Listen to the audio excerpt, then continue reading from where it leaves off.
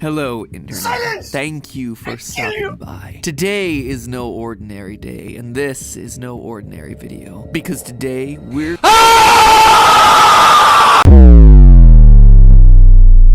Going to help save the planet. Sorry, that intro too creepy. Plenty of scripts way in advance, so my brain was still in Halloween mode when I wrote it. Anyway, 2 years ago, my good friends Mr. Beast and Mark Rober, you might have heard of them, they're kind of popular on the internet, had massive success with a charitable movement called Teen Trees, raising $20 million to plant 20 million trees, and now they're at it again. This time their goal is to raise $30 million to remove 30 million pounds of plastic and trash from the ocean. According to National Geographic, there are 548 million pounds of...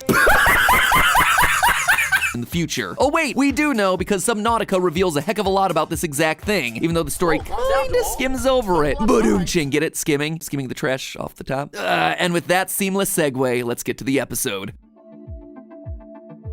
Hello, Internet! Welcome to Game Theory, the show that's willing to dive deeper and deeper and deeper to clean out what am I gonna do? Floor. Believe me, there was a lot of diving and searching involved. To me, it's odd that the biomes to the left of it don't seem to have been impacted by the crash at all. Back in the year 2000, there was a container ship called the Tsunamis, which unfortunately crashed into the Great Barrier Reef, immediately destroying a 1,500 square meter area. That's about 5,000 square feet, but that wasn't all. It also dispersed the toxic paint from the hull up to 250 meters or 820 feet away, thanks to the abrasive impact with the sandy seafloor. The Tsunamis was only 184 meters or 600 feet in length, but the Aurora spaceship in the game is 1,280 meters or 4,200 feet long, nearly 10 times the size. Based on that factor alone, we would estimate that the initial damage would have a radius of 10.5 square kilometers or 6.5 square miles, which is not the kind of damage that we're seeing on this map. This kind of damage would occur to the Aurora's left, right, and front. That's basically the entire map of the game, totally destroyed by just the impact alone. I'm attempting a controlled descent.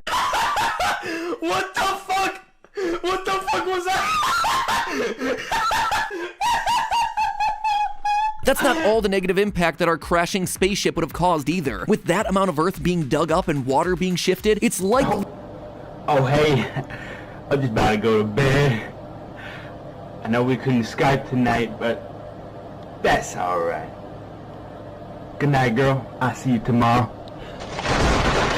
Underwater detonations, things that are man-made, and a ship of this size crashing at high speed from space, yeah, I think that's got a real possibility of having a similar effect. Or, if not that, then definitely the explosion that comes later. A tsunami would obviously be devastating to any civilizations on land, but we don't have any of that in Subnautica, so what do tsunamis do to ocean life? I mean, they're underwater anyway, what's the big deal? Well, the 2004 Boxing Day tsunami in India gives us some insight. Naturally, a tsunami is going to displace a lot of water, but also a lot of sediment as it rips up the seafloor. In India, they learned that this leads to spicy coral reefs and the death of seagrass beds thanks to the sediment blocking both sunlight and oxygen. These coral reefs and seagrass beds are homes to many species, especially in their early stages of life. With these suddenly gone, marine life finds it harder to survive. Plus, the tsunami itself will flush algae and bacteria into neighboring ecosystems which maybe aren't adapted to deal with this new invasive species. For a really wacky example of it, check out this concrete block. It was transported by a tsunami in 2011 from Japan all the way over to the Oregon coastline. When studying that block, researchers found that the algae and microorganisms had survived the trip, allowing them to establish new communities in Oregon's coastline and disrupt the natural balance that existed there. And all of this is just talking about the initial impact. It gets way worse from here. I mentioned earlier how in order to survive, we have to scavenge around for materials. Around the crash site of the Aurora, we find some very useful supplies. There's lots of scrap metal that's broken off from the ship upon impact, but there's also things like batteries, as well as food and water floating around. And while all that garbage floating around is going to be good for us in our survival, it's not going to be so good for our ocean planet's survival. Batteries and e-waste in general are unfortunately pretty common sights in ocean cleanup. In 2019, 53.6 million tons of e-waste was collected worldwide, and only 17.4% of it was recycled. That leaves 82.6% of it being disposed of by dismantling, incineration, or being dumped in the ocean. As batteries degrade, they release toxic chemicals. This can be because of their use of cadmium, nickel, and lead, all of which leach into the ocean over time and lead to fish absorbing these toxic chemicals as they try to get oxygen out of the water. Now, in the game, batteries don't use lead or nickel, hooray! But the good news doesn't last because the batteries use copper, yet another heavy metal and likewise toxic if ingested. Swing and a miss there, Unknown Worlds Entertainment. We have a similar issue with the food and water supplies that we find. The food and water itself aren't really the big deal here, it's their containers that are causing the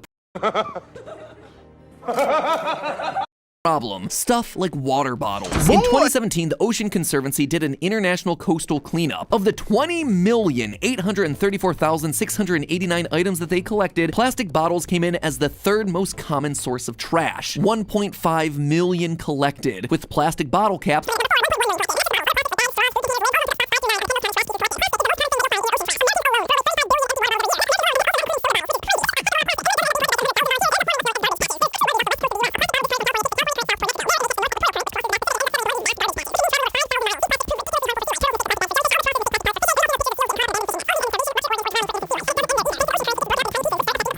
large patches of sunlight, which means they can't photosynthesize. This means a decrease in population, which in turn decreases the population of everything up the food chain, all the way up to sharks and whales. It is like one massive, awful set of dominoes. All of this is to say that having plastic water bottles spread all across the crash zone is going to have some dire consequences for the local flora and fauna, if our planet is anything to go by. Because here's the thing, friends, the Aurora crash has released a ton of garbage into the ocean. The Aurora was sent to build a phase gate on the other side of the galaxy, a construction plan that according to the ship's status log will take 3 years. And according to that same log, there were 157 people on board the ship. With that amount of crew, you're gonna need a lot of supplies. How much? Well, we can figure it out using the International Space Station as a guide. Rehydrated food eaten in space initially comes dehydrated.